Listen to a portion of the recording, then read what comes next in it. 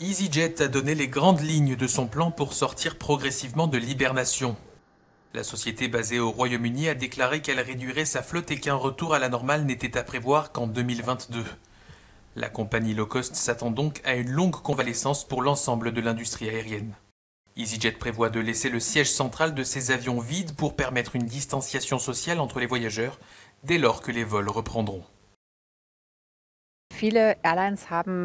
De nombreuses compagnies aériennes disposent de suffisamment de liquidités pour 2 ou 3 mois, selon l'évolution des dernières années, mais pas plus. Nous ne savons pas combien de temps va durer la crise du Covid-19. Il est donc logique de prendre contact à temps pour demander plus de soutien.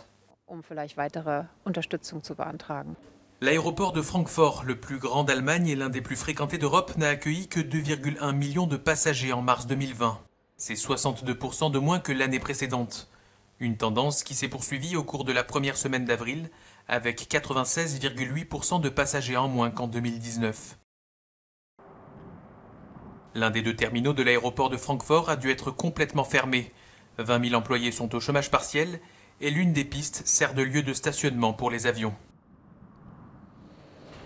Et cela pourrait continuer jusqu'à la mi-mai au moins, même dans les pays qui ont déjà commencé à assouplir leur confinement, comme l'Autriche. Austrian Airlines ne devrait reprendre ses vols que le 17 mai au moins.